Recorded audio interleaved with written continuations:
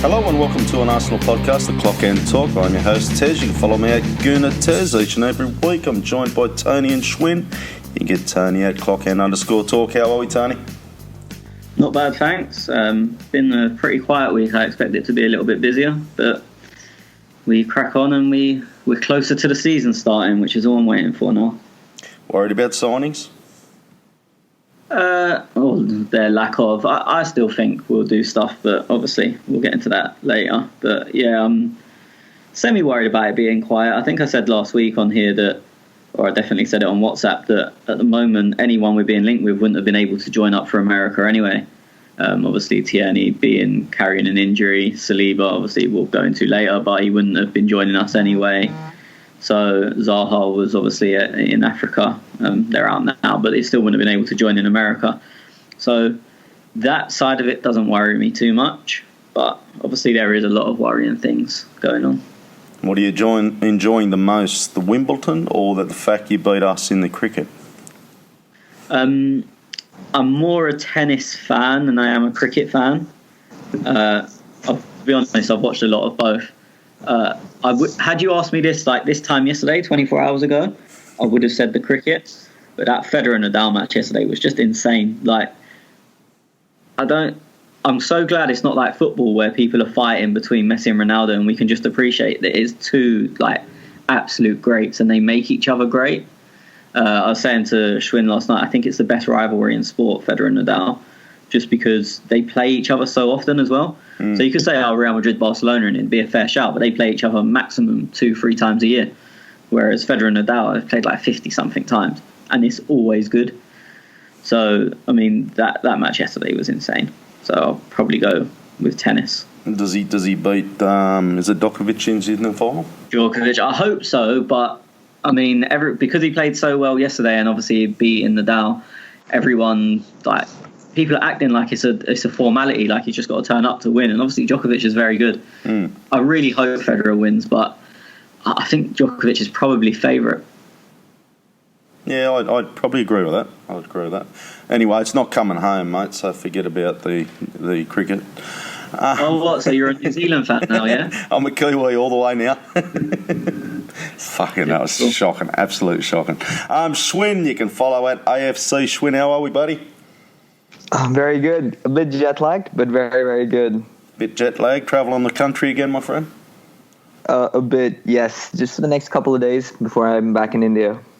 And you were banging on there in our WhatsApp group about the cricket, and then all of a sudden India went out and we never heard from you again. Well, the only game I, to be fair, went on about was India-Pakistan, and I don't think I need to explain why. Never before that, never after that was I boasting about how good Indian cricket was. Okay, let's. Who are you going for in the tennis? You're a Federer fan, aren't you? I mean, I'm an Nadal fan, but after what we watched yesterday, I have to root for Federer. And that's also because I don't like Djokovic at all. I just don't have that sort of attraction to him that a lot of people seem to have. Never been a fan, and I obviously don't want him to, overtake Nadal in terms of total Grand Slams. I think he's just one shy of him as of now. So that's a tough one to swallow. And he's obviously got a lot of years on Rafa. But again, to Tony's point, I mean, yesterday's match was just fantastic to watch. 12 years on since that last final that they played when I think Nadal won in 2007, and they're still competing at the highest level. It's fantastic, and they're friends too, which I think just makes it all a bit more special. Yeah, nice. Okay, boys, let's get into this. And as Tony said, lack of transfers coming in for the Arsenal. News broke yesterday, and Tony, you mentioned to me this morning, have I heard the news? And I went, yeah, how could you fucking miss it? Saliba, obviously, from what I understand, reading reports, the deal was done. They were nutting out a transfer fee, whether the loan back, and all of a sudden Tottenham, the dirty cunts, come in and sneak a sneaky bid in.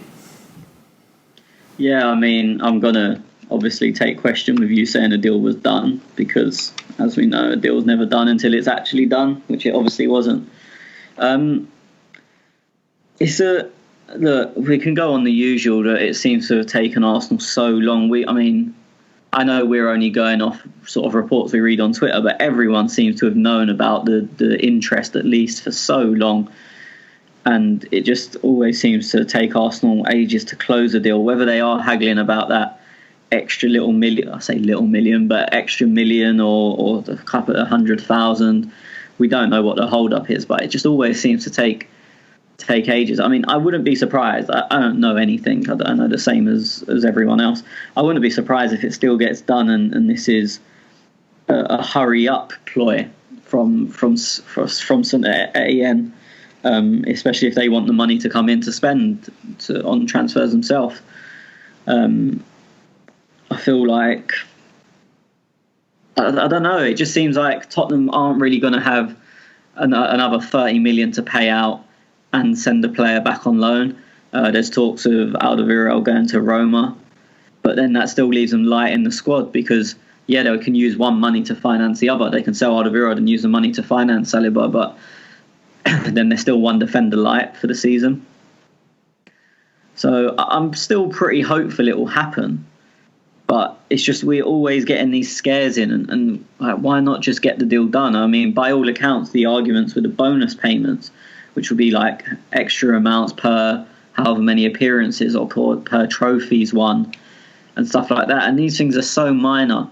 As such, in terms of the grand scheme, if the transfer's 30 million, these things might be you owe us $500,000 if you win the league or something. They're so minor in comparison to the total deal that I get trying to save money, but sometimes you just have to pull the trigger and get it done.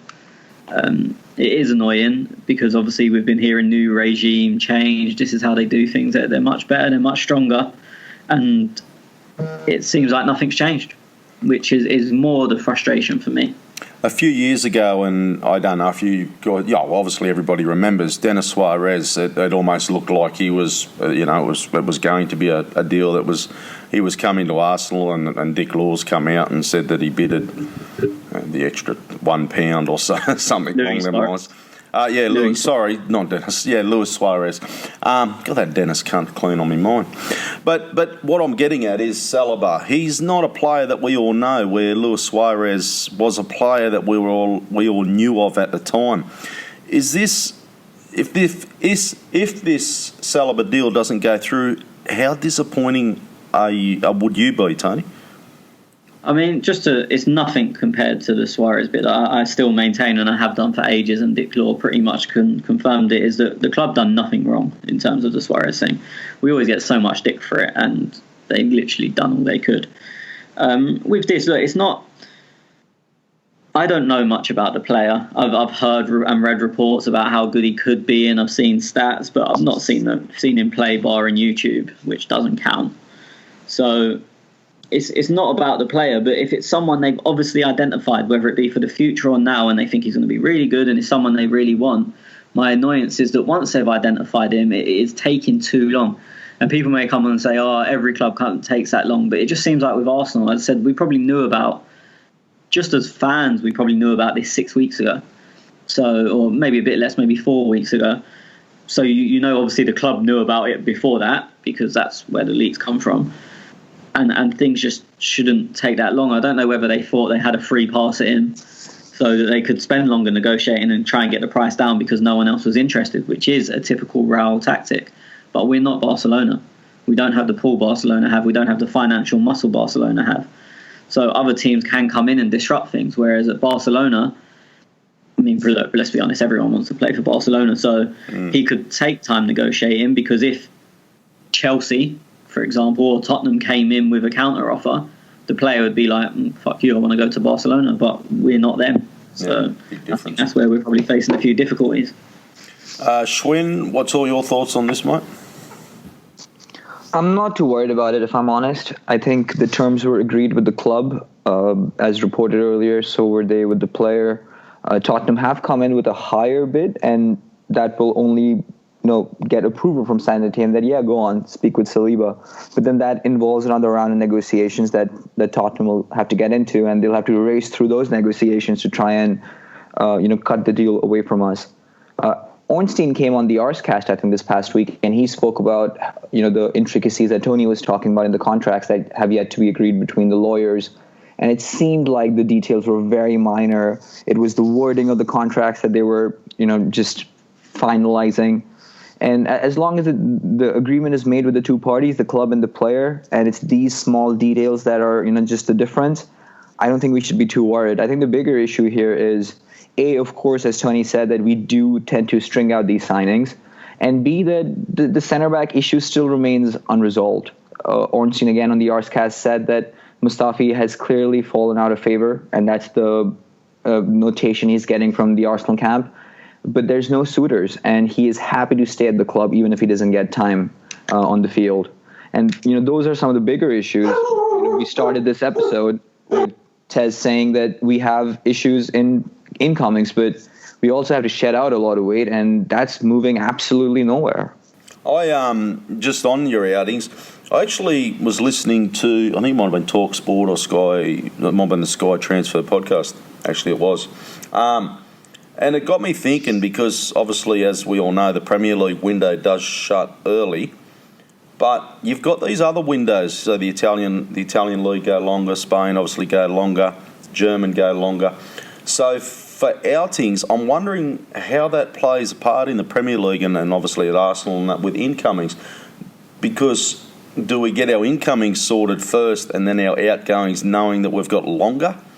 Or... you know what I mean? I just wonder how they play it, or do they think, we got to sell these players to get income to bring in players? It's a really tricky one, I think, for the Premier League clubs. I mean, from an Arsenal perspective, I think it's pretty straight up. You, as a club that has to generate its own revenue, you have to, at this point in our club's time, you have to get rid of players to get the revenue in. I think it's trickier from the outside perspective. So if you're an Italian club, do you wait? Do you take the risk of waiting till the Premier League window shuts if you have a target in the Premier League? Do you bank upon the club replacing that individual that you are hoping is fallen out of favor? Or do you think the club's going to take a risk, on someone like a Mustafi for one more year because no suitor has come in? So I think it's trickier from the outside, but from our perspective, we need that money and we need it now. Okay. Tony... Okay, what else we got? Koscielny. That came out during the week that he wasn't going on tour. Thoughts on that one, Mark? I think it's shocking at best. I've seen people trying to defend him and saying we don't know his side of the story. It doesn't matter. He has a contract. He has been very well paid throughout that contract. He has been paid while he's been injured and not playing for a long period, or not in a long period of time. Not a long period of the contract, and he was happy to take that money. And then suddenly he maybe he did have an agreement, a verbal agreement that he could go for free this summer. Obviously, we don't know that, and it's a bit of speculation. But even if that is the case, just because they've gone back on that agreement, you can't throw your toys out the pram.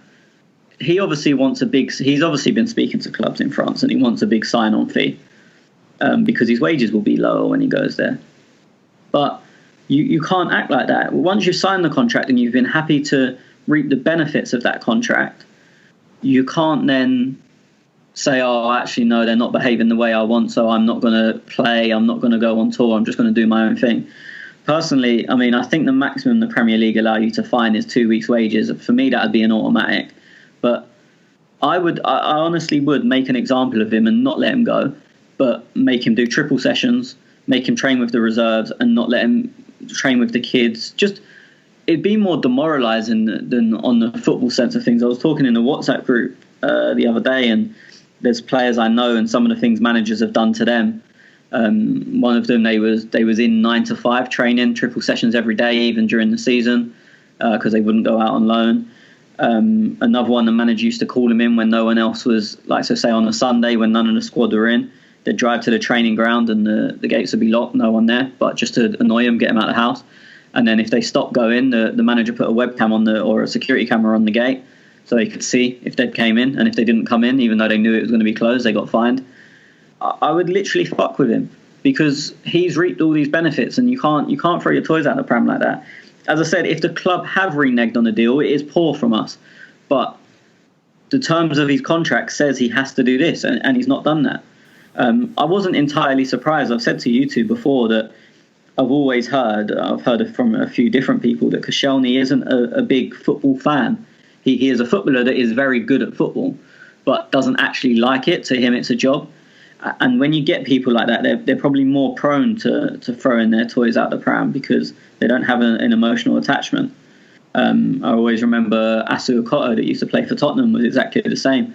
And he always used to say, I don't love Tottenham, it's my job. Like, I'm a footballer, they employ me, but I have no feeling towards them. And Koscielny is very similar, or so I've always been told. So I wasn't entirely surprised, but if I was Arsenal, unless a 5 million bid came in for him, which would obviously, or if he pays up his contract, which is also a dodgy issue, because I believe he's got a year option on our side. So I tweeted this the other day, that if he's to pay up, I don't know if he'd have to pay up 1 year or two. But I would literally fuck with him. I was just reading now, and as we're recording this podcast, obviously I've read that, obviously, as you said, he was going to pay out his contract.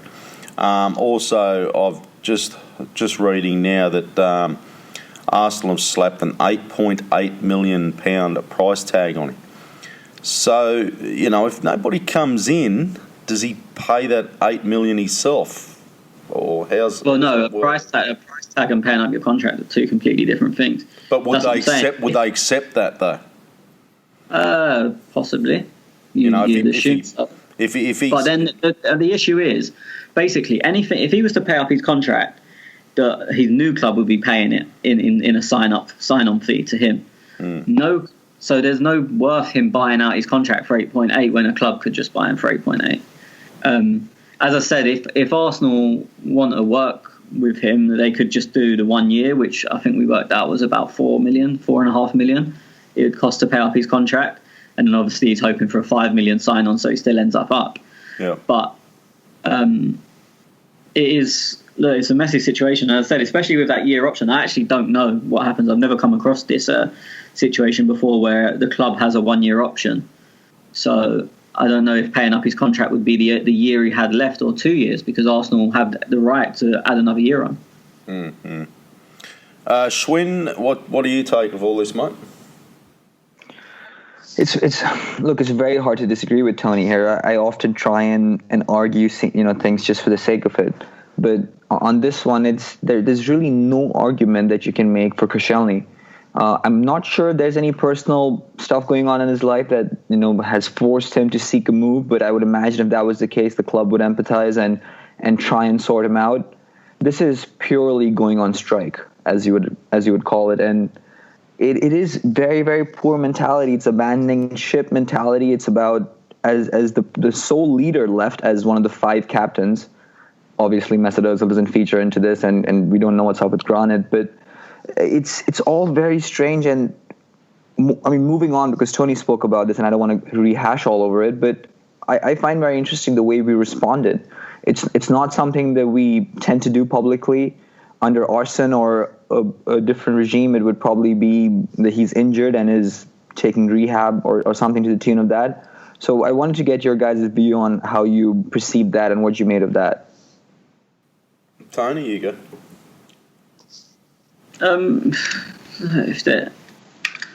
If there was an injury, he'd be excused from travel. Obviously, as you said, there's the reports of him being worried about the way they treated him in terms of rushing him back. But you're accepting the wages while you're out. He seemed happy enough to come back. For me, I think it's just excuses. He wants out, and we know what it's like when we don't want to do something, and I'm the worst for it. If I don't want to do something, I'll make every excuse under the sun. I mean, you guys know what it's like when you're trying to get me to watch anything that doesn't have a mobile phone in it. Jesus, let's not go over that, can we? Yeah, no, I'm not going to. But do you know what I mean? That's what if you're trying to find excuses for things, it's very easy to do, and you will say some ridiculous shit, especially if it shuts people up and just makes them go, "Oh, he's an idiot," move on, which is what tends to happen. So, for me, I don't think he's carrying any injury, and I just think anything he's coming up with is an excuse to basically try and get out. I think look, I agree with what you lads are saying, so I don't want to rehash over it, but I think it was very odd that the statement Arsenal did release to Schwinn, like, we're very, very disappointed in his actions, which are against our clear instructions. We hope to resolve this matter and will not provide any further comment at this time. I don't know. It's just straight to the point, isn't it? Like, really, like they've accepted that this is what's happened. Where usually we do say, oh, he's injured and he can't turn up. Like, how many times did we see last season Ozil was injured? But we always question, was he actually injured? Well, would you have released a statement? That's the question. I don't think I would have. The extent to which we took it public is it's something new, right? We can debate whether it's good or bad or however that goes on, but it's something new. And considering it's Koscielny, it's not a peripheral player as such. It's someone who is, one could argue, the face of the team, in a lot of ways. We haven't. I mean, it's very different the way we're operating now under Raul and this new regime. Well, it's Arsenal being the boss. Would you have released it? I wouldn't have. Tez? I said I wouldn't have. No, but I understand it. I would usually agree with you. The only thing that would make me change, and I don't know if this has happened, is if he's made it clear to the other players he's refusing to travel, then I would have released a statement to show that the players don't own all the power. If he just went into Unai's office or whoever's office and said it and no one else knew, I would have just said, he's struggling with a knee injury or whatever. If he's made a case of it on the training ground and everyone knows that this is what's going on, then I would have released a statement to stop them thinking they can do the same in future and just it get sort of brushed under the carpet. So for me, it all depends on the situation, and I imagine the other players did know. And that's why the statement's been released, probably. Yeah, I'd imagine. I don't know that. But. Yeah. We're out speculating. I agree with that 100%. I can see how it's used as a message for everyone else. But I wonder if it was a better tactic to let this saga draw out, come to a decision on, and hopefully get rid of him because he clearly doesn't want to be here, and be ruthless in those negotiations and let that be a message instead of something publicly. Because now that we've come out and said this, and if he's quote unquote lose this battle, then it's really not going to bode well for us. Well, I mean, losing the battle would be letting him go for free, which it seems like they're almost certainly not going to do. If they sell him, they were open, by all accounts, they were open to selling him anyway. It was just he wanted to go for free. So I think the only way they can lose the battle is if they let him go for free, and I very much doubt. I mean, this is Arsenal's transfer policy, so I could be talking absolute shit, but I very much doubt they're going to let him go for free. Tony, they have to sign off on that, so yeah. Tony, come deadline day and he's still at Arsenal. Now, let's say, I'd imagine he doesn't start next season, unless, and touch wood, unless somebody's injured, then we're forced to start him. How do the fans react to him when he runs out on the paddock at home? I mean, to be honest, I'd rather play one of the youth team than him. I'd go down to our 6th, 7th, 8th option. So you're at that stage as you're like... Yeah, he doesn't want to play. Is he going to stretch that extra inch? Yep. Like, is he going to give it that extra push that's needed? When time gets difficult, is he going to carry on? So does he get booed at home now? I don't know. Look, reading on Twitter, which is, I've not really spoke to anyone about it in terms of other fans, but reading on Twitter, there seems to be people saying, we don't know the full story, so you can't go against him yet, which is partially true. We don't know the full story, but you can still go against him. If the guy's on strike, the guy's on strike. I don't really care what the reasons are. But there seems to be at the moment sort of, I don't know if sympathy is the right word, but are people not like against him yet? So that may translate in the stands. And look, one thing's sure as hell about football: if we keep losing and then he comes back in the team and we win, everyone will cheer him. If we're losing and he comes back, just the thought of we might be better now that he's in the team, people won't boo him. Okay. That's sort of, and if we're winning, he won't be back in the team. So he'll probably get away if he is there, which to be honest I doubt. But he'll probably get away with it in terms of the stands. There might be a bit of ill feeling, but he won't be routinely booed, I don't think. Okay. Okay, another player that has gone very quiet, and another one that was breaking the press all over the place, and every time you looked at Arsenal transfer, it was all over the place, and that's Tierney from Celtic. Now, it has gone very, very quiet, Tony. Yeah, I mean, I don't know about the injury, how bad it is.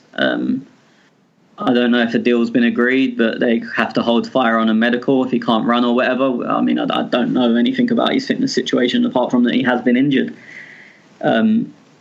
Usually, in general, with transfers, when you hear about it so much and then it goes quiet, it's not because negotiations have stopped, or it's usually because a deal has not completely been reached, but it's basically there and they're just waiting on a few final hurdles.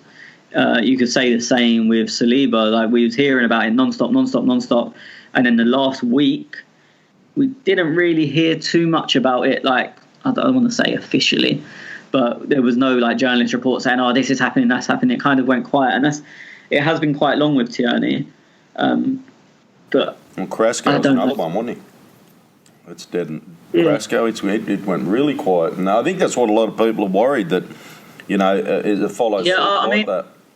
I tweeted the other day that it's interesting with especially with the left back, because you look at wingers and we're linked with at least 6, and not just like in the nose or fans saying I'd like this. It seems like journalists are coming out and saying Arsenal have looked at him, Arsenal's looked at him, and there's 5-6 wingers. Whereas the left back, there's been one, always consistent. We've not been linked with anyone else, by the press, even by fans, in the nose, whether you really care what they say. We've only been linked with one, which for me, and this may be me being wrong or a warped way of thinking, shows the club are incredibly confident. Whereas the Carrasco kind of died off when it was almost simultaneous with getting linked with Zaha. So it's like, you can see, do you know what I mean? You can see where the paths are going. Saying, yeah. Well, there's no other left back that we've been. The only other thing that I could think that has also doubted a few Arsenal fans, I suppose, is they signed a left back, Celtic. He played, I think, on the weekend and got injured or went off injured, and then I seen Twitter go up in a bit of a storm over that. I've read, I didn't watch the game. I've read that it was like a week. It's going to be like a week-long injury. It's not. He walked off the pitch. I've seen the pictures, but I don't think it's. From what I've read, I don't know. His leg could have fallen off, but from what I've read, it's like a minor, no more than sort of 10 days injury. Yeah, I'm like you, mate. Just been reading. Okay, so we'll see how that goes. Look, I'm going to touch quickly on one more, Zaha. And it's. I don't want to go into speculation or rumours or reports. There's been things that come out and he's taken Crystal Palace off his Twitter, off his Instagram or something. There's other ones that he wasn't in the Crystal Palace photo shoot, so he must be leaving this year, this summer. Look, and we are not inside the Arsenal transfer bloody thing. We aren't fucking sitting on Unai's fucking arsehole listening to what's going on. So this is only pure speculation, and I'll just get your lad's opinion. Give us a percentage of Zaha coming to Arsenal, Tony, this summer. 65. Okay. Schwinn? 30. Yeah, I'm a little bit... Look, I'm 50. A little bit higher than you, Schwinn. I'm 50-50. Just before we move on from Zaha, can I just shout out the best bit of journalism I've ever seen from Sky Sports? Yeah. In one sentence, they said, we've heard this off, but then someone else says this on, and Arsenal being really quiet and we're not hearing anything. I mean, what a way to be correct. Honestly, that report, actually, I literally read it. Where was I? I was driving somewhere and I got out of the car and obviously everyone was talking about it. Don't look at my phone when I'm driving because I'm a responsible citizen. Yep. So I parked up, put the handbrake on, done all the stuff that any police officer would want me to do. And started looking at all the tweets and all the meltdown. And I was literally laughing because, again, as you said, we don't know if it's on, off, in or out, shaking it all about. We ain't got a clue.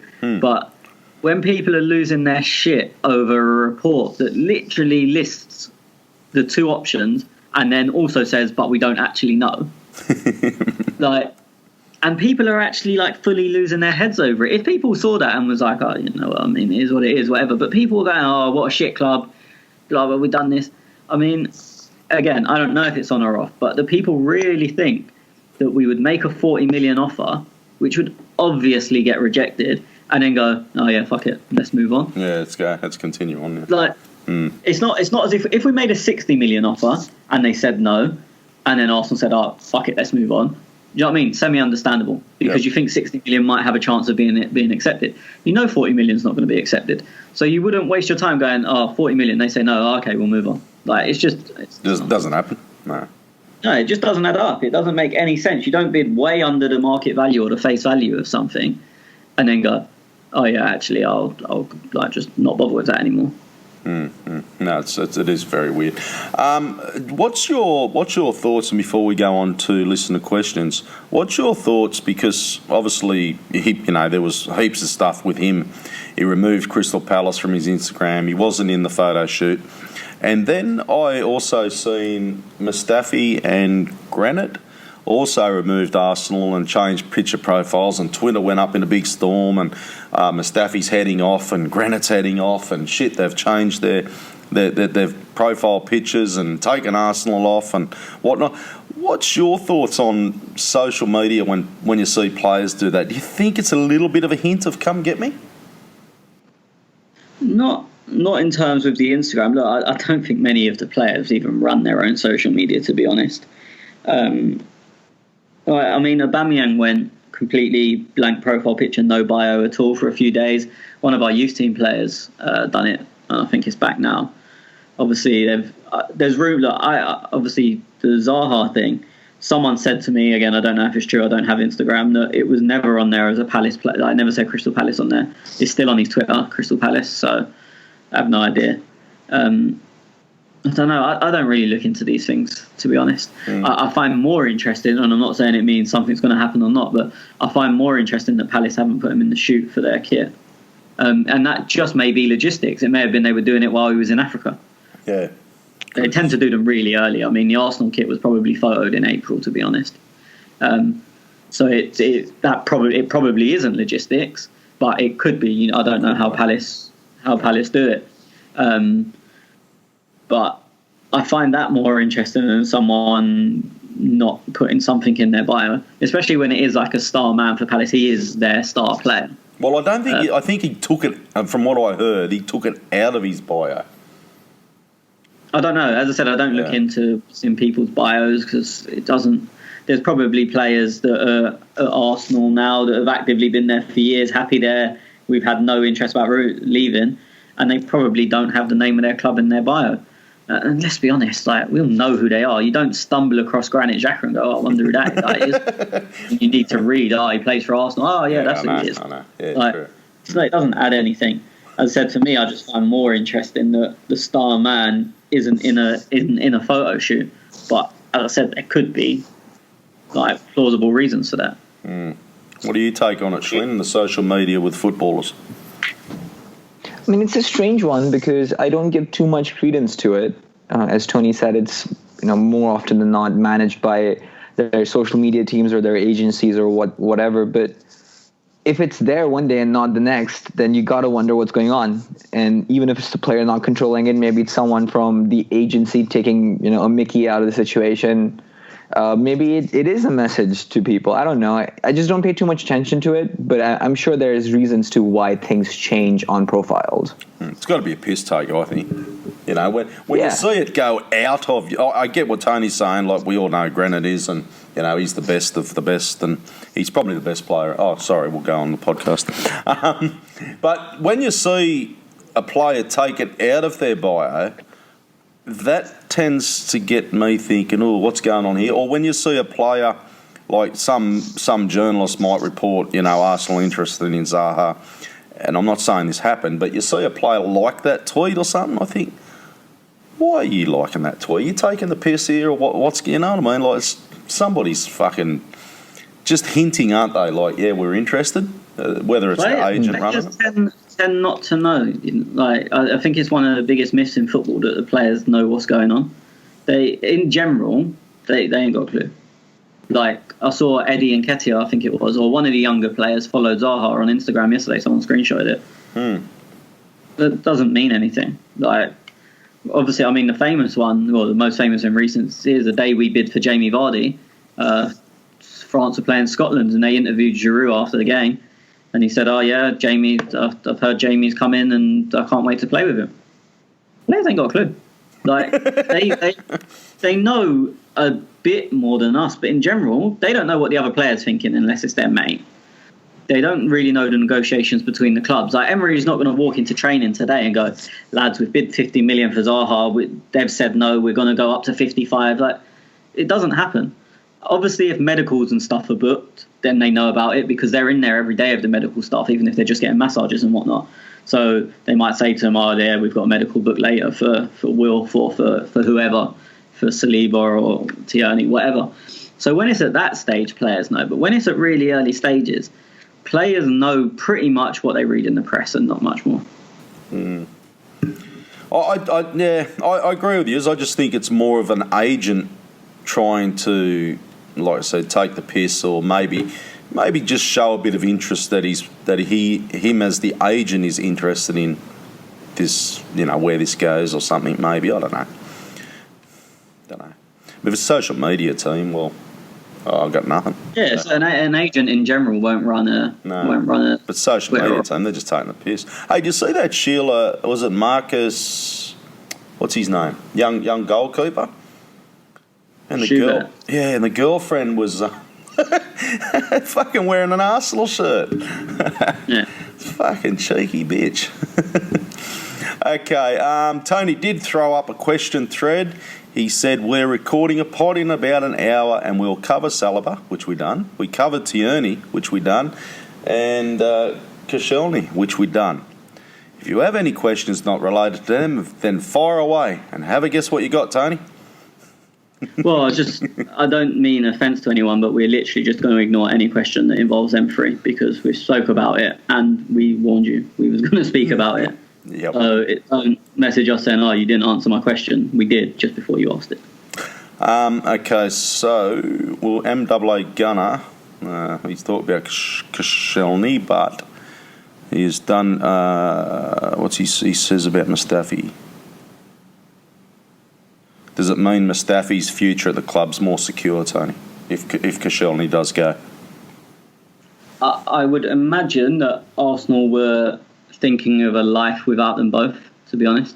I think they're open to letting Koscielny go and probably actively trying to sell Mustafi.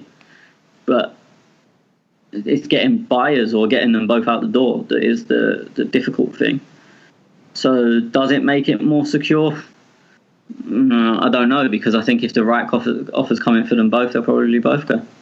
MAA Gunner says, "Schwen-wise Gazetas, an annoying pile of shit trying to take our players and our targets."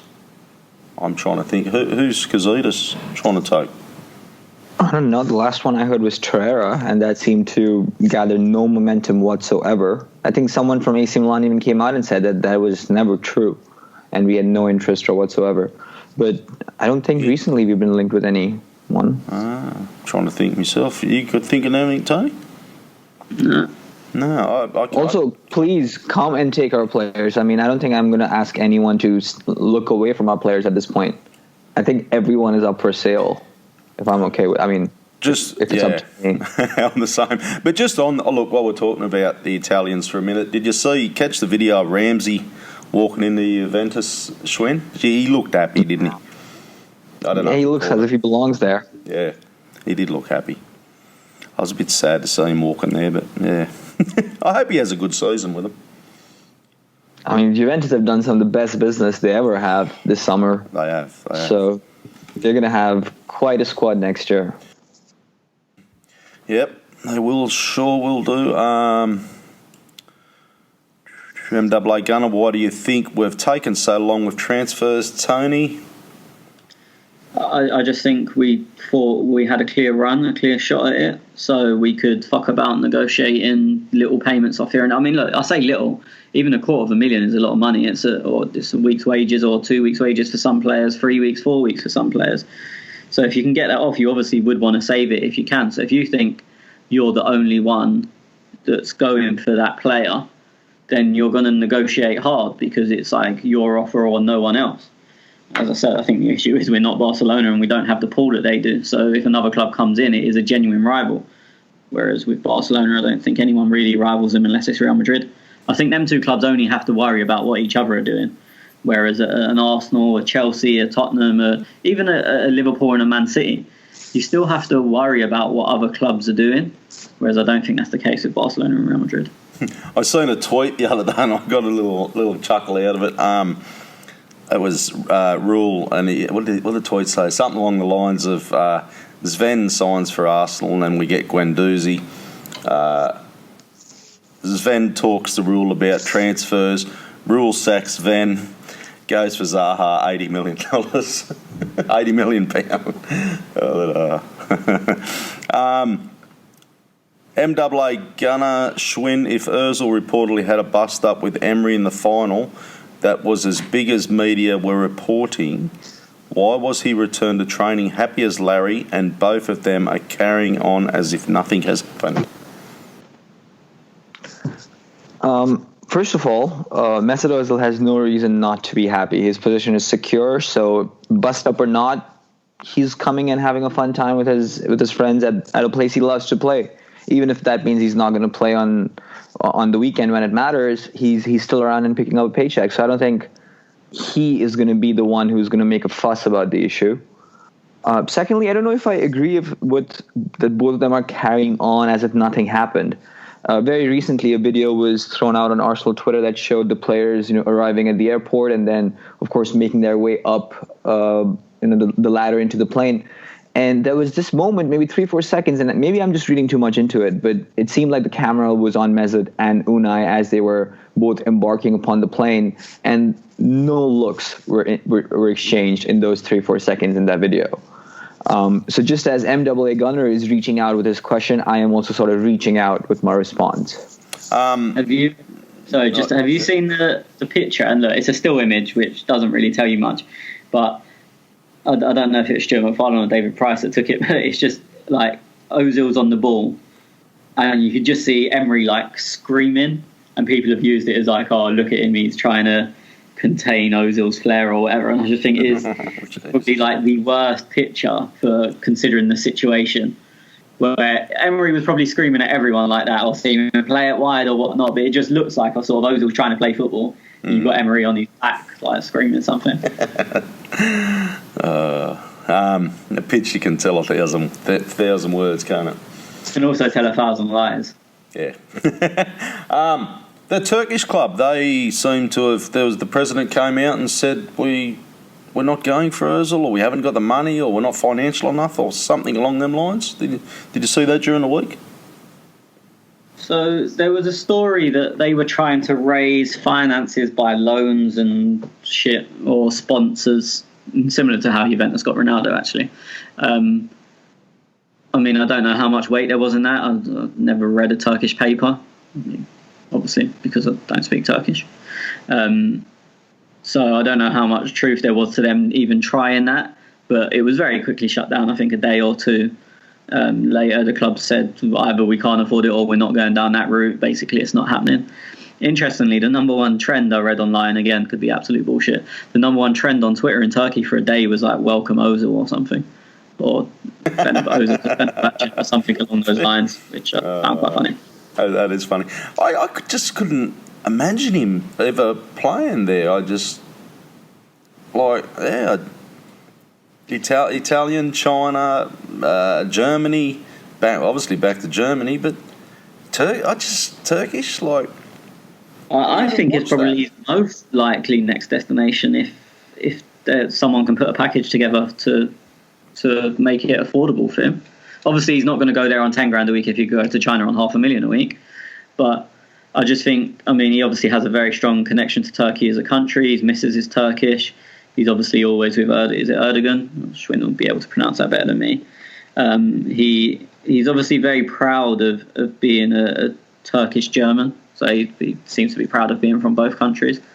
So I wouldn't rule out a move going there. I think he would be happy to go there. but obviously it has to make sense, and it also would make sense for the country as well. I mean, Arsenal fans might not like it, but he's essentially a tourist attraction. Like, oh yeah, for sure. I thought somewhere like China would come in for him actually. Yeah, I mean, I don't know. I'm just talking about him personally. I think Turkey is a very logical destination for him. He left the other week to Shanghai? Big money. Huh? Somebody left the other week to Shanghai on big money. I can't remember. No. Okay, thoughts on Bellerin's hairs, lads? Better. Hey? Much better. Much better. I haven't seen it. Sure. I felt sorry for Charlie Shanks, who does the drawings. If you haven't seen him, he does amazing drawings of pretty much everything. Yep. But he done one, and he said he started doing it at the back end of last season, so it was in the Puma kit, and he had to change it as he was drawing it to do the Adidas stuff. And you can kind of tell a little bit, but then obviously he's got the long hair, and then Hector cut his hair. I think that picture was doomed from the start. Did you see it, Schwinn? I did. I loved it though. I mean, Charlie, everything he touches now is only becoming better, and I'm glad that he's getting some recognition in the community. I think he attended a Tony Adams event recently and presented a picture of himself to Tony, and I think Tony even signed it and donated it to a cause. So Charlie's doing some very, very good work there. So good on you, Tony, for finding him. Well, good on him. I mean, I think he tagged us and stuff. It's funny because he always tags us as well as other people in his Arsenal-based drawings. And it seems like for a day, like I'm like, oh, I've got a notification. Oh, someone talking to Charlie. Like literally for a day that happens like, non-stop. He gets like 100 comments at the time. So we get a notification. But no, fair play to him. Like, he's very talented. I'm not trying to plug him or anything. I don't know what his Twitter at is. Otherwise, I would shout him out. But he is very talented, and yeah, fair play to him. I'm glad he's getting somewhere with it because he obviously has a skill. Yeah, I was just trying to look for that as you're talking because I think we might have to get him on the podcast one day. Because I notice a lot of people find that they often ask him, are these for sale? I'm not sure whether they are for sale, but I've just found it at Shanks Artist. There's his, if you haven't seen his stuff, very good stuff. Give him a follow as well, Charlie Shanks Art. So CSHANKS Artist, sorry. At Shanks Artist. Fuck, I balls that up 3 times. But anyway, yeah, no, he's really good what he does. Sandeep, sorry mate, answered that one. Sandeep says no faith in Raul and Raul. What are your thoughts? I don't know if it's no faith in them two. I think we've just been bitten so many times by the club that we're just like, same old, nothing's changed. Them two, for me, have to act to change that opinion of fans. You can't. They got goodwill when they came in, but you can't release the video or a statement like they did in May and then not do what you said. They basically said in May all of our transfer. They didn't say done, obviously, but we've got them all lined up. We know what we're doing. We're now way into pre-season. The club are on tour, and nothing's really happened. I mean, the Martinelli deal everyone already knew about at that time anyway, so that was already done. But then nothing else has happened. So at the moment, I think it's not trusting Arsenal as a corporation, and Raul and Vinay have to break that. Otherwise, they'll just be part of the untrusted company. What do you think of Arsenal's? Well, I don't think we've even touched on it on Edu's signing for Arsenal. He's going to take a lot of blame. No, I don't think he'll take anything. I think that's. I mean, obviously he came in after the Cup of America. I actually have an interesting, I don't know if it's a theory. I wouldn't be surprised if that Edu deal was done a long, long time ago. Because obviously he's essentially replaced Dick Law, who initially, I don't know if anyone's read his interview on by Charlie Watts or Charles Watts. He's pumping. He had some interviews at the moment, Dick Law. Well, no, he's only done one, but it got split into 3 parts. Oh, okay. Righto. Again, not plugging anyone, but go and read his interview that Charles Watts done. Very, very good. But Dick Law basically says he was brought in as a Brazilian or a South American correspondent. They wanted to unearth the best young talent from Brazil or South America, sorry. And that was Dick Law's specialty at the time. And the players we end up signing from it all really flopped. Joel Campbell, Denilson, and Wellington Silva.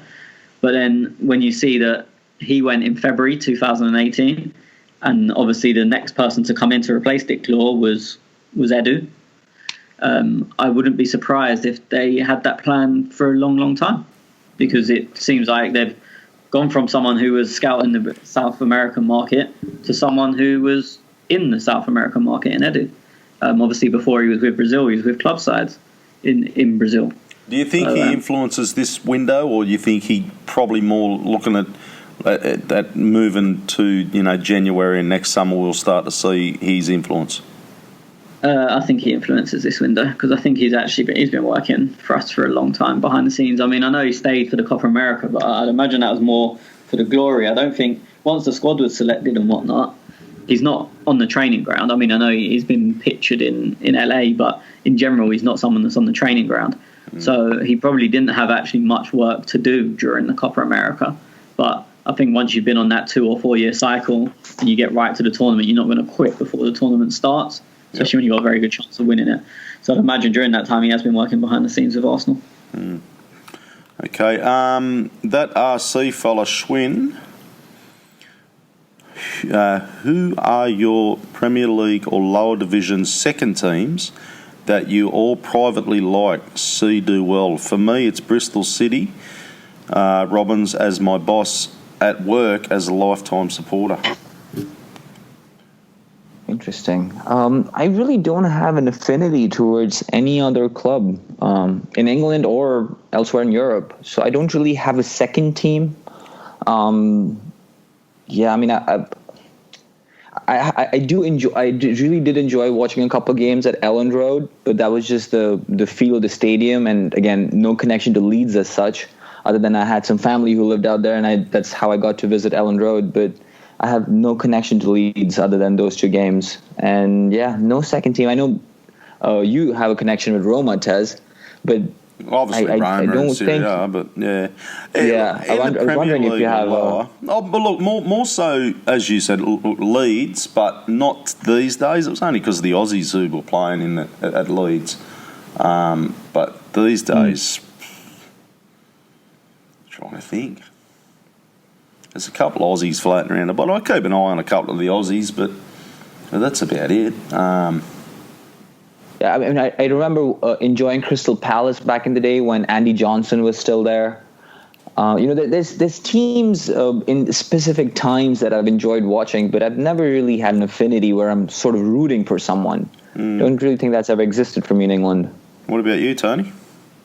Obviously, Luke. I have a lot of friends that play in the Football League, so I mainly just follow what they do. And obviously, if I've got a spare weekend where I'm not at Arsenal and I've not got anything on, like I've not got no plans, then I'll go and watch their games and I'll become a fan for them 90 minutes. But it's more, I want the team to do well because my friends play for them. And if my friends move on, I couldn't care less. So I had a season a few years ago where I was going to Oxford pretty much every time I was free. My friend left Oxford and I couldn't care less how they do now. So literally, was it 2 or 3 years ago, the Oxford Christmas party was me and their playing squad because it was near my house and obviously my mate was playing. So I went along and I was basically the only non-player there. But 6 months after that, when he left, they were didn't care what happened with Oxford after that, and I've probably not seen a minute of them since. Couldn't name any players now, whereas at that time I could have named probably every player. So I just look out for what my friends do. So I wouldn't say it's teams at the moment. I'm probably AFC, Wimbledon and Luton are the 2 I follow the most. I mean, because I'm just interested in football, I always scroll through all the scores on a weekend. So I'll look at all leagues and see what's going on and who's winning, who's losing and who's scoring. But the results I actively look for are probably Luton, AFC, Wimbledon, Rochdale to a lesser extent. And I mean, obviously they've come up now, but Sheffield United. And then I think we might come on to it later, but next season I'll be sort of looking at a couple of players from Bournemouth and Leicester who have just got moves from, I mean, I don't know them, I wouldn't say they're mates, but I've spoke to them, I've met them through friends, so I'll be interested and I'll follow their career. Mm-hmm. Who just, and I know this is very, very early, but I'm just looking at the championship. Who would you like to see come up? Who, like, you think, hasn't been there for a long time, or you'd like to see come up the Premier League? And I suppose this goes with probably goes on what stadiums you got to go to visit them, Tony. Yeah, I mean, a lot of people I kind of feel like you're leading me to say Leeds because they are a big stadium and a big club. I've never been there. In terms of I've never been to Ellen Road. To be honest, I couldn't care less who can't. Look, I'm going to say Luton because my friend plays for them. They've got no chance of coming up, and it's not going to happen. But it's down there. It's about 10 miles from me, and my mate plays for them. But I don't really care who comes up. I think Leeds will. I think Forest, if they get it right, have got a good chance because they're going to go down the Wolves route of just getting Mendes players in. I think they recently sacked Martin O'Neill as their manager and brought in a Portuguese or a Portuguese manager or a Mendes client. But who would I like to see? To be honest, I don't really care. You got any interest, Schwinn? Who comes up? Nope. Zilch, zero. Preferably not Middlesbrough, just because it's so fucking far away and there's nothing there really. I mean, last time I went to Middlesbrough, I went for a night out in Newcastle, which was great, but I could just go to Newcastle. I don't care what they do, but I've found it interesting over the last couple of seasons watching the slide of Sunderland and watching them continually slide down. I think they're down in League One now. Yeah, they lost the playoff final to Charlton. Yeah, and I just think that's just crazy. Great. Well, I watched that. There was a documentary on, I don't know, might have been Amazon or Netflix. Or one of them, was it? Yeah. And they were talking about, there's the new owner and this and that. And I've just watched them slide down and down and down. I think, how fucking bad can you get? Like, that big stadium they've got too. They got to have the biggest stadium in League One, haven't they? Comfortably. Yeah, it's just. Wouldn't Villa Park crazy. be bigger? Villa were not in League One; they're in the Championship. Oh, the Championship, sure. Premier League, but also I think Sunderland's bigger anyway. Yeah, I just think it's interesting watching them. Pretty sure Sunderland's bigger. So I keep a little interest on them to see if they'll ever come back up, which they probably will at one stage. But yeah, that RC fellow, regardless of whether we can afford Zaha. Do you agree that we should only focus the majority of our spending now on centre-backs? Schwinn? No. I think a centre mid is also someone we need to consider. And, of course, the Tierney deal is something that I think we'll get over the line. So left back is also someone we're considering, and I can see the merit in that idea. Tony? I think if we get... Look, the centre backs are not up to scratch. Well, actually, individually they are up to scratch. I still think the unit is the problem. And I think getting a good attacking winger will help that because it will mean the fullbacks won't have to bomb on as much. We hopefully won't be cut back FC again, which then makes it a more solid defensive unit to start with. If you haven't got fullbacks bombing on it, it means you've got 4 players back instead of 2. You add a defensive midfielder and there's another body there. Look, I've been saying this for years, ever since we started the podcast. The system is the issue. Could the defenders be better? Absolutely. But they're not bad players. So you have to look elsewhere at what's going on. And I think if we don't have to overcommit fullbacks at all times, then it would massively help us. So although, look, could we do with better centre-backs? Absolutely. But I think you can go about it in other ways. If you can't find that right centre-back or you don't want to spend what it's going to cost to get that superstar name, you can fix up the system. You can, as I said, you can reduce the fullbacks' roles to being more defensive roles. Even Torreira, getting him to sit as a DM rather than pressing high up or going out wide and chasing whoever all over the pitch. It just promotes that solidarity. So I think there's more than one way of skinning a cat, is the expression. I don't know why anyone would skin a cat. I don't know where that expression came from. I'm not keen on skinning cats. I was talking to a couple of mates earlier in the season, earlier in the window about this, and You know how Liverpool, like, they obviously went for Van Dijk, and then they build a team around. You know, he didn't do it all in one, even though they've spent a lot of money.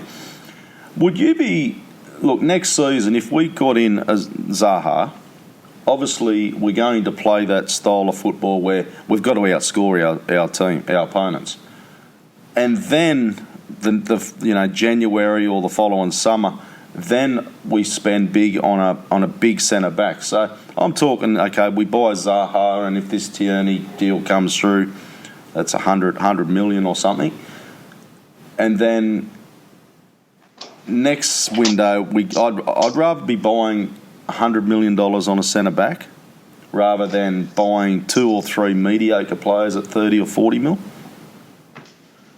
I mean, mediocre at 30 or 40 mil is a bit of a stretch, but... Well, Mustafi. As I said... Yeah, but 2 or 3 mediocre. I mean, we've had one dud, and let's be honest, he's not as bad as everyone says. But it's... As I said, the system is shit. There's so many ways. Does our defence improve if you put Koulibaly in it tomorrow? Yes, but marginally, because he's a better individual. Just improving your individuals isn't going to make you a solid unit. I mean, Liverpool have had a whole shift from a terrible defence. Everyone says, they bring Van Dijk in and changed. But there's so much around it. As you said, they changed their midfield three to all being, none of them are attacking players. In general, they're going to play Milner, Henderson and Wijnaldum. All very good engines, all very good runners. None of them are attacking players. So all times they're going to have at least one, if not two, covering the defence. Milner can fill in at both fullbacks. So if Robertson goes forward, Milner slots in. If Alexander-Arnold goes forward, Henderson slots in. The centre-backs are very solid and very quick, so they can defend high up. Fabinho, if one of them midfield three I've named drops out, Fabinho comes in, who's a more defensive-minded player, can also play right-back and centre-back. So he's used to slotting into them roles. It's been a whole system change, but from the outside you just look and go, they've got Van Dijk, so they're better at the back. Yes, that's true, but it's down to other reasons as well as Van Dijk. It's not just he's come in and everything's magically fixed itself. Would you be happy in a Zaha this summer only, and next summer just a Maguire, who's going to go for free? Is he next summer? No, not Maguire. So who else was that? It was another Leicester player. Anyway, so even 80 mil, 100 mil for Maguire next season. For me, as I said, I think sorting the fullbacks out in a system. To be honest, we could do it with Nacho's legs are probably going a bit. But if we had a real attacking left winger, let's just say Zaha for the sake of the conversation, and said to Nacho or whoever it may be, look, sort of stay at home. You don't need to attack as much because Zaha's got that covered. Obviously overlap when the time's right, but you don't need to bomb on at all times. Then that automatically helps the defence and helps the system. So as long as... I think the issue is with left-back, we've got one that can't defend and one whose legs have gone or going. And I think that's the issue. If we get that real attacking winger, we could do it with the players we've got. We've just got two candidates that are not ideal for that role. Sorry, I was thinking of Fraser, not bloody Leicester, Bournemouth. So obviously if you spent big on a centre-back this summer and then obviously knowing that Fraser's free next summer, you've got a good chance of snaring him for free. But I think if we only sign this window, say Maguire, I don't think our defence would improve. Okay. Because the fullbacks would still have to bomb on. Yeah. So then you're still leaving them 2v2 at the back or 3v2, and that's not a way to defend. That's not a defensive system. Then you're just relying on luck and individual ability. You agree with that, Shane? Yep, he's sitting on the fence, fell off the fence, and Gonski's. Hey, Schwinn! You there, you cunt? No. Righto, let's move on.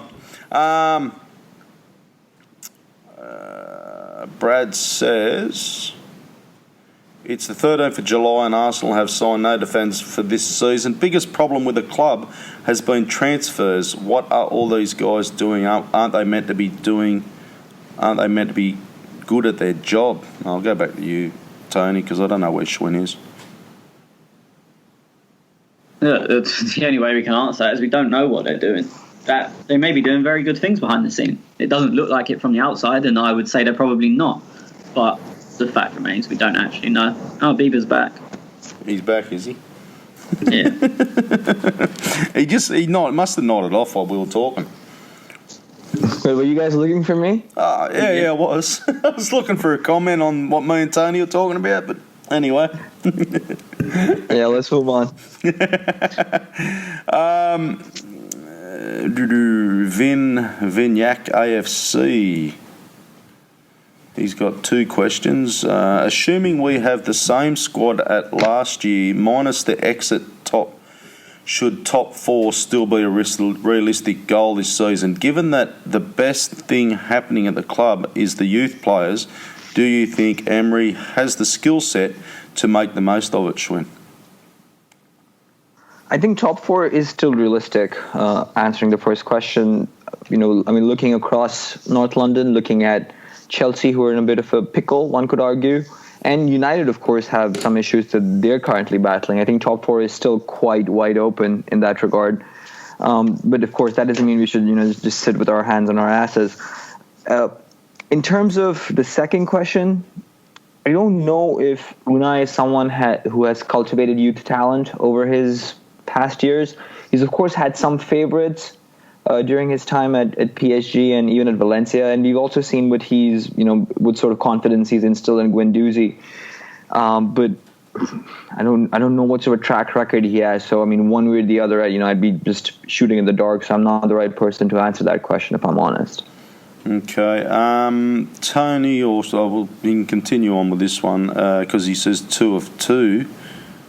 I think his balls up spelling. It's just showing me. Would you take Lundberg as our manager if we end up with Mourinho-like situation halfway through the season? I wouldn't. It's an interesting one. Yeah, I think that is the long-term thinking behind putting him in that position.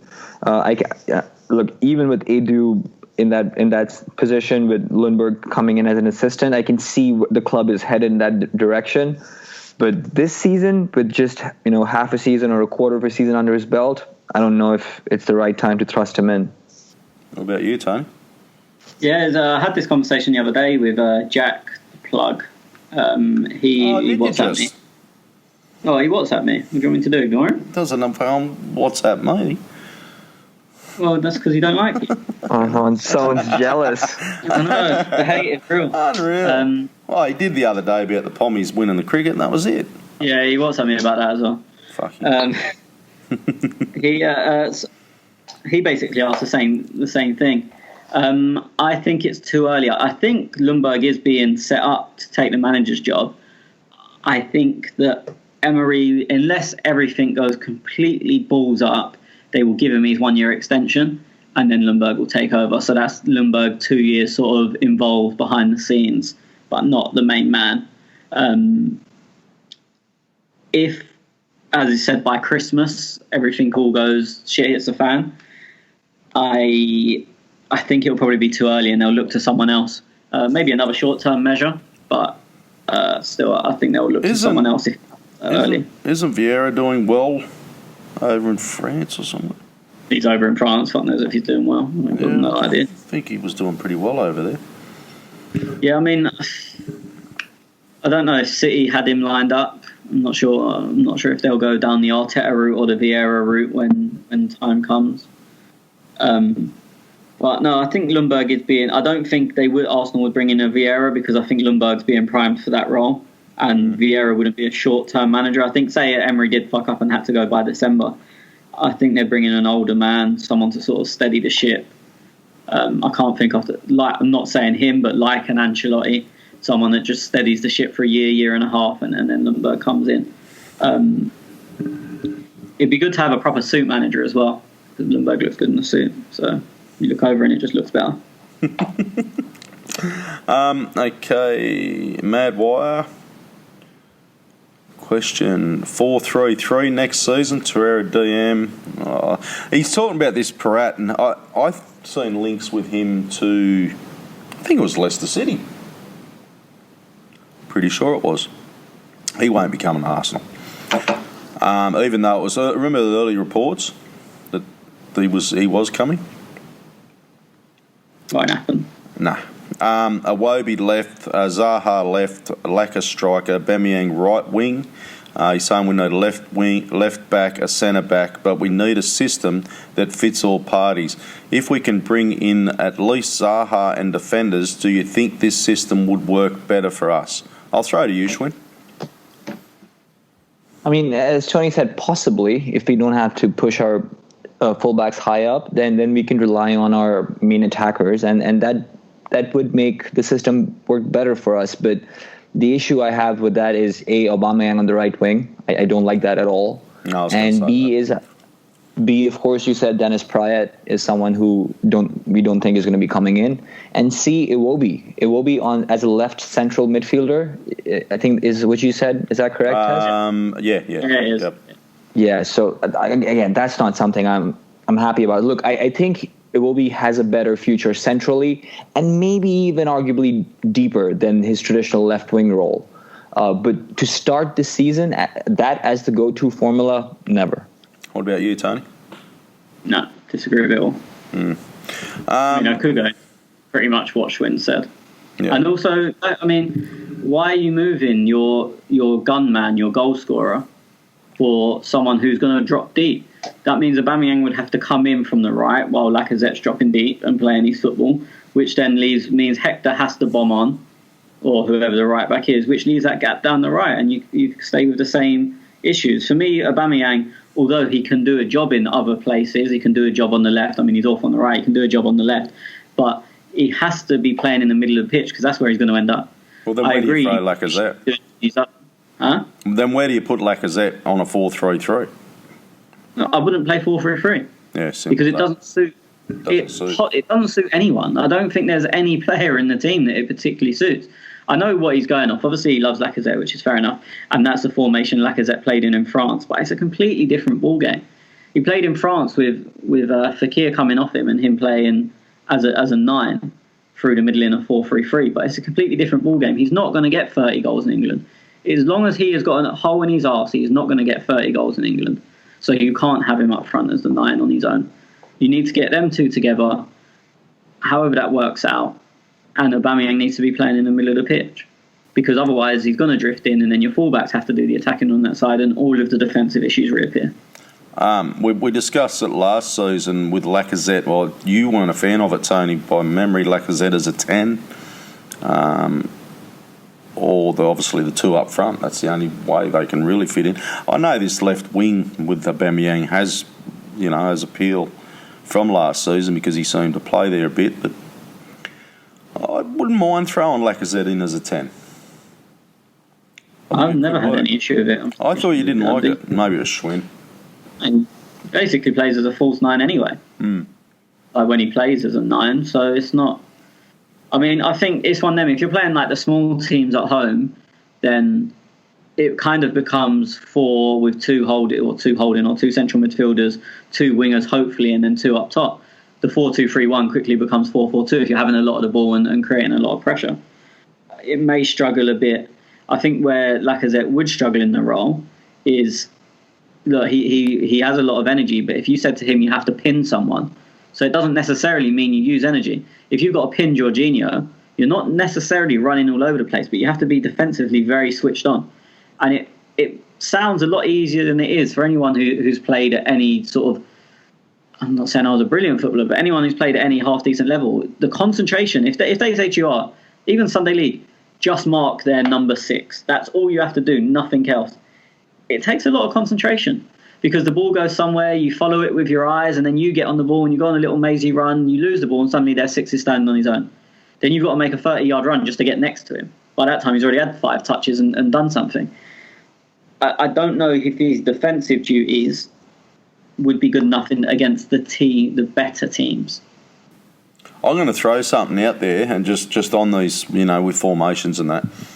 If we stick to the similar team that we have now, let's say we bring nobody else in this window. Are you boys a fan of playing wing backs, or would you prefer to play 3 at the back? Wing backs. Well, they're the same thing. What are you on about? Yeah, you like wing backs. No, but what you've just asked is, would you prefer A or A? You said the same thing twice. So, do you prefer a wing backs or not? I would play, if everything stays the same, a back three with wing backs. Schwinn? Very difficult. I tend to agree. I think I still want the system to be a bit fluid depending on the opposition, depending on if you're playing home or away. But I can see merit in us playing more games with three at the back, and maybe saving the back four for the really quote unquote easy games. I can see that. Yeah, I mean, my reasoning for it is that if we're going to continue with everything coming through the wing backs or full backs, one, you naturally want them higher up the pitch, which they will be as wing backs, and two, you have that extra body at the back. So if they do get caught out up the field, you have 3 defenders instead of 2. Yeah, and I mean, centrally, we don't really have players who, or we don't use players in that regard who can affect the game and impact the game as much as they can from the wing. So it makes sense that we rely on our wings and we double up on there so that there's always coverage. I can see that, but I mean, I'm not the biggest fan of the back three. But looking at this squad, and if we don't make any changes, yeah, back three makes sense to me. I'm not a big fan of wing backs, but I get it with the players we've got with Bellerin and Klosinac. So I think they offer us more in attack than what they can in defence. It's also the way they're set out. As I said, he wants all the attacking to come through them, which naturally means you want them higher up the pitch. I just think something's got to give on our defence, and that's that. I'm just maybe at a 4 at the back. 4 at the back is I don't know whether we're a bit more stable. I don't know, but they're less stable because he still wants your fullbacks in that case to be the attacking threat. So it's not a back 4; it's a back 2. It's a back 2. Yeah. I don't know. I don't know. I'm just thinking like our defence is obviously a shambles, and just to try and how do you fix that system with the players we got? You don't create every creative outlet for your wingbacks or fullbacks, whatever they're going to be. That's how we attack. We all know that. Yeah. So if them players are seen purely as attackers, which they essentially are in the way he plays, then it's not a back 4 or a back 5. It's a back 2 or a back 3. What were you going to add, Schwinn? I was going to say, I think a major issue with the back 3 would be the legs that Grant doesn't have. I think you need a lot more energy in midfield. If you're playing a flat 4 in midfield, out of which 2 are wing backs. Torreira can cover that ground. Ramsey can cover that ground, but I don't know if Granit can. Yeah, I have to agree with that. AFC, I don't know what his fucking name is, but Madwire asked a question. This cunt lobs in with a fucking answer.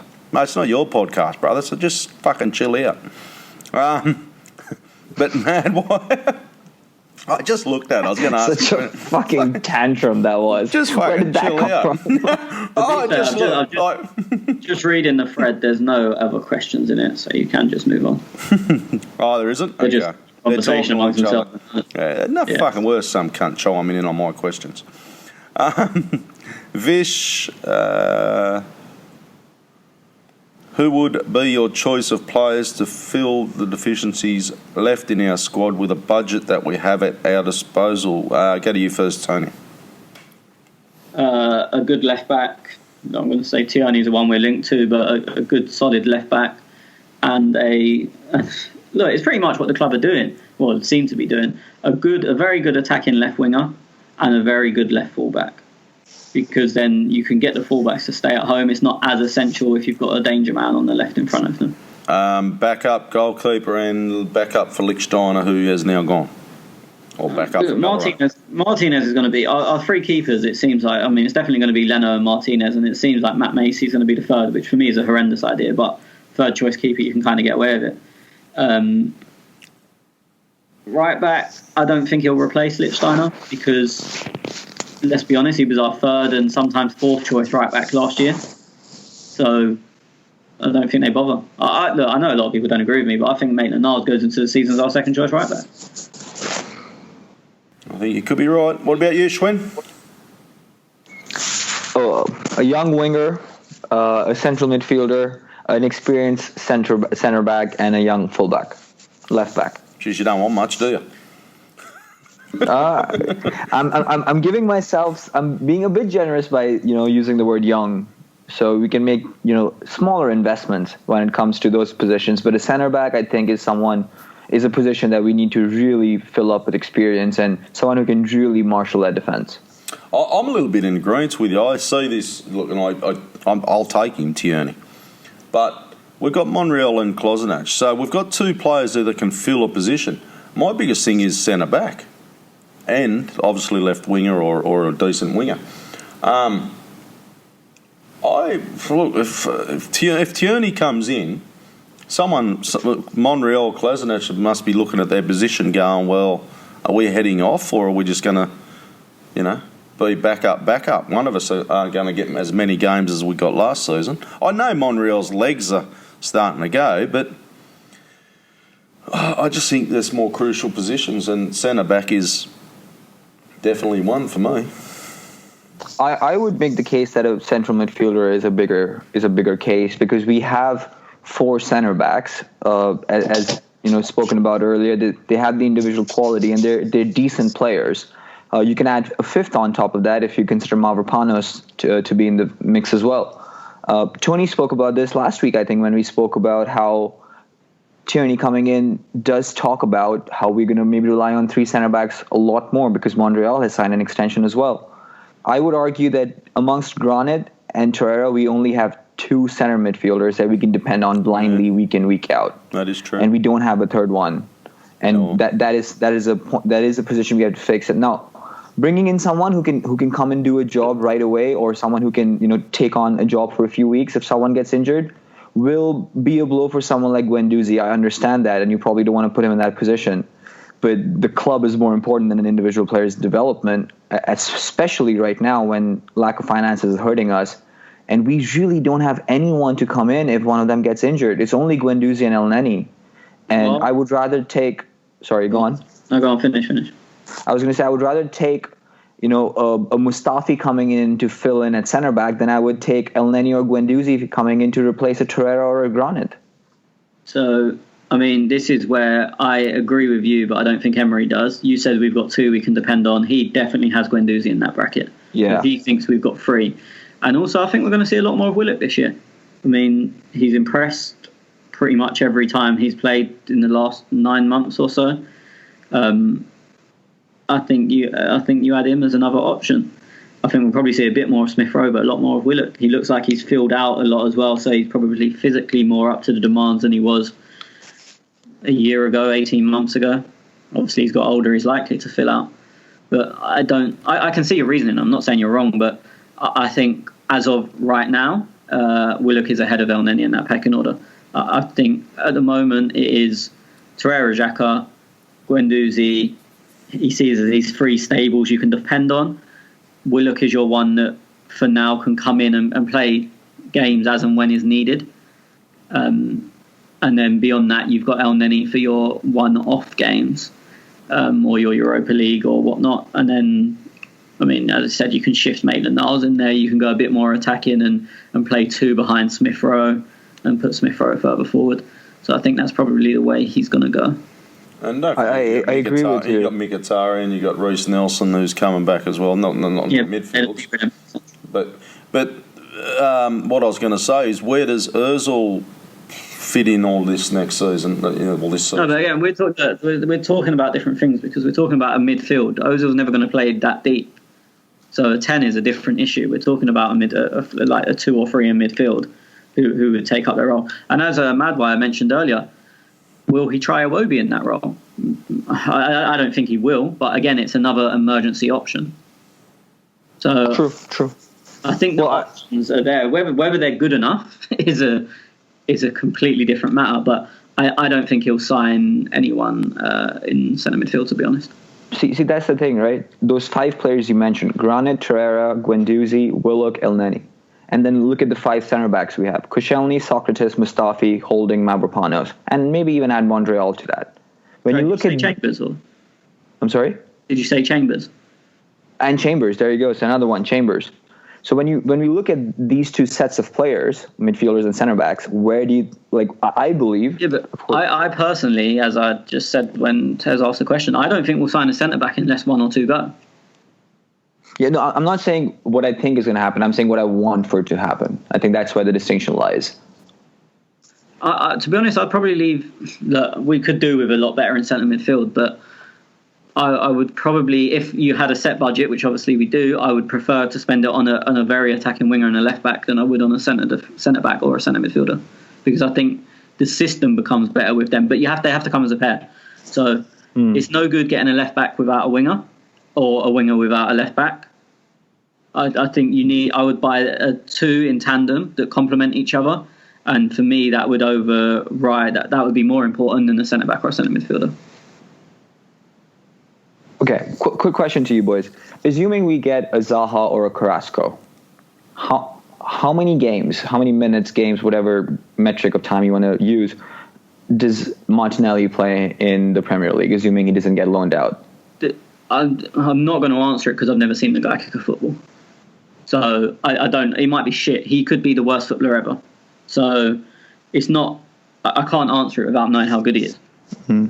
I'd imagine they've got him penned in to actually play a bit, but I can't answer that. No, it's hard. One proposed pre-season. It's a hard one. I mean, ask before the Newcastle game when we've seen him in pre-season, there's probably a better chance of an answer.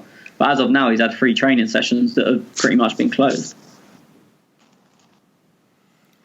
Okay, Vish says, does it make sense chasing Zaha when we could get Cresco and Everton for the same price?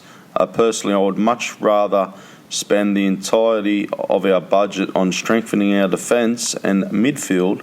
What are your thoughts on how we are going about our business with transfers, Ashwin? I mean, we pretty much touched on quite a bit of that there, discussing about the midfield and centre back options. In terms of how we're going, it's very difficult to tell. I mean, there seems to be some substance to the post-Adidas announcement theory. Obviously, as Tony said, that in April it seemed like Martinelli was done and dusted. There's pictures doing the rounds on Twitter that Martinelli was spotted in the same clothes that he was photographed in when he signed his contract way back in April or early May. And maybe we were just waiting for the photo shoot to happen and then, make sure that we release after July 1st any announcement. But I don't know how it's going to happen short term, but I'm very happy about the Edu signing. I think there's a lot that some people that follow Brazilian sports have written about. And there seems to be a lot of respect for what he's done in Brazil after their, catastrophe at the Copa America, I think it was in 2016. Edu has played a very, very pivotal role there. And considering how we've moved Lundberg into this position, I think there's going to be a lot of tandem that this part of the team is going to be working with when it comes to the staff. But that's more long-term. Short-term, I don't know how things are going to happen. I am on the brink of, starting to worry. One more week and I'll start worrying because the season's about to start and we haven't made any big signings or any substantial signings. So I am worried about the short-term health of our club, but long-term, I think we're moving in the right direction. But if the short-term plans goes bust, then forget the long-term. Okay, well, we'll watch this space and see. That's about all I've got. Vish does talk about he's been watching Mustafi slide around on his ass and he's saying... Have you seen that? No, I haven't seen it. Have you seen it, Shwin? No. It's like a 3-second training, or it's a clip from a training video where he lunges in the most ridiculous... Like, he's never going to get the ball. He does what Mustafi does. But it's ridiculous. They're playing, them little goals they use? They're not even 5-a-side goals. The ball only just about fits in them. Yeah. He just goes flying in and hit the ball as per. But he says, are you as terrified as I am that Mustafi may be our first choice next season? This is if Koscielny goes and this Saliba deal. Well, this Saliba deal's going to be a loan thing anyway, I thought. So He won't be first choice anyway if Holding's back fit, which it seems he is. I found it very weird they've taken Hector on tour. I'm sorry, I know that's a completely separate issue. Really surprised me. He only started running the other day. Yeah, right. Don't know. No idea. I think Probably it's just good. had I a think seat it's on the good plane. moral. Michelle needs to be bothered to go, so they're come on, mate. have a holiday. Come on. I think it's good that you go and support your team, and you know, because even when you go to other countries and that, you know, like people still want to get photos with you and take autographs and things. I think the main reason for Heck is the kit launch. I think it's promotional stuff. Yeah, that's all. Absolutely. Even if he doesn't play, it's just promotional shit. Well, he's definitely not going to play. He can't walk. Just promotional. He's very marketable. So, as I said, I think if we weren't launching the kit, I don't think he would have gone. Oh, also, our new third kit. My God, the players do not deserve to be playing in something like this. Looks good, doesn't it? Ridiculous. Oh, it's unreal. I mean, it's a very Real Madrid kit. Like even United's kit last year was very similar, wasn't it? I don't know. I think that just United's was white, if I remember, like the blue with white. I just feel like the gold adds a touch of class. United was gold and blue. Oh, was it? Yeah. They had the pink one, I think. Yeah, I had the pink one, the whitey pink one, but I thought the blue one was all the accents were white. I think the United one didn't stand out as much because of that big ass Chevrolet logo in the middle. Fly Emirates is a bit more succinct and a bit more subtle that way. Well, it's not a logo, is it? It's wording. Yeah, the Chevrolet one is very overpowering, especially on the red one. It really stands out. But the United one is very similar from last year. I mean, I think it's possibly one of the best, in my opinion, one of the best kits we've had. What are you going to buy? What am I going to buy? Yeah. Probably all of them. I don't know. If I had to leave one out, it'd be the away kit. I said that last week. You don't like that? I don't like it. I just prefer the. I mean, look, you've got to get. Even if the home looked like a fucking napkin, I'd buy it because it's a home kit. Yeah. It doesn't. Yeah, it don't really matter. If you're asking me what I prefer between the away and the third, it's not even a contest. No, it does look nice. I had a fucking shocker with kits this week. Fair dinkum. Don't talk about fucking kits. That fucking away Roma kit. Jesus Christ. Who fucking designed that shit? Straight out of the 70s. Oh, dead set. Woeful. Are you boys got anything else? No. No, we're all good to go. So basically, we are talking. This segues into kits. So we are going to give away a kit eventually, hopefully, because we're going to do some podcasts and some bonus episodes on Patreon. So you can get that patreon.com/clock and talk. So that's patreon.com/clock and talk. There's also, the boys in the WhatsApp told me there was an app. So you can also download the app and just look up Clock and Talk, and then you'll get the podcast. Now, I haven't set a minimum on this, so if you think we're worth $1, pay us $1. And it's not paying us. This is all going back to you listeners. And this comes into the kit launch. So the kits that we'll talk about. Our first goal is, I think we're about 16 or 17% there. We haven't even put any bonus stuff out there yet. Our first goal is a Arsenal kit. I don't know if we said home, away, or third kit, Tony. Well, it could be their choice. I guess we do the draw and then we choose whatever the winner wants. The winner can have. Yeah. So, and the other thing that I wanted to clear up. When I say I didn't put a minimum on it, however, if you give us $1, that's one entry to the draw. If you give us $5, that's 5 entries to the draw.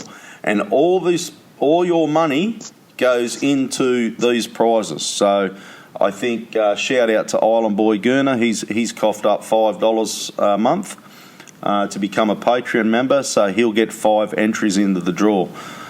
Blokes like, I haven't got the Patreon stuff up now, but there's a couple of tight asses there who coughed up $1.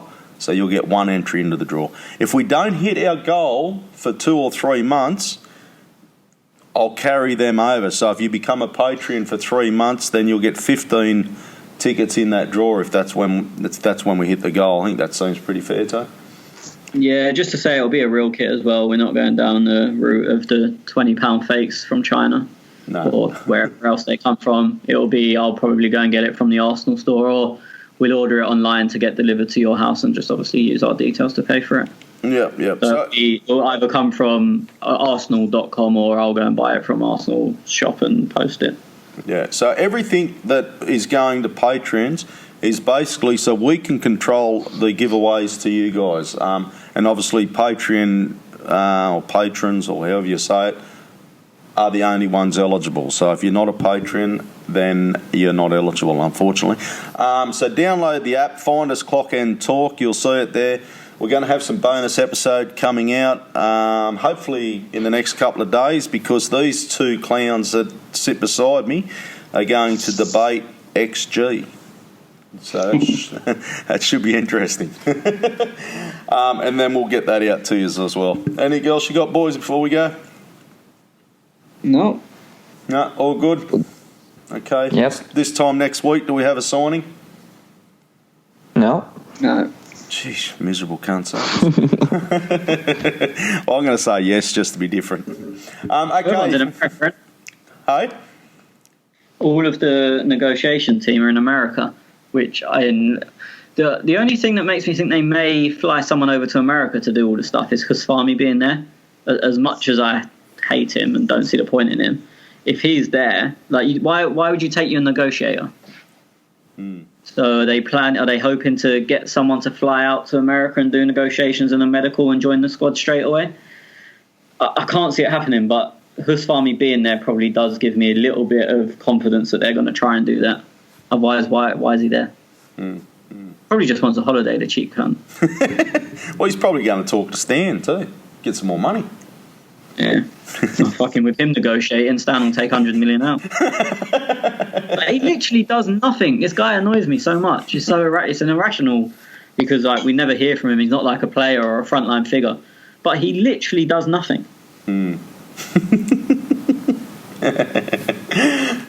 Okay, guys. Look, get the Patreon app. Look us up, Clock and Talk. There'll be bonus content coming out very shortly. And then you're in the draw for that. And thank you for listening. Thank you for downloading. You can follow us on all good podcast apps. We're also on YouTube. You can follow us on Twitter at @clockend_talk. We're also on Facebook.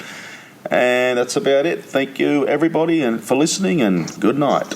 See you, boys.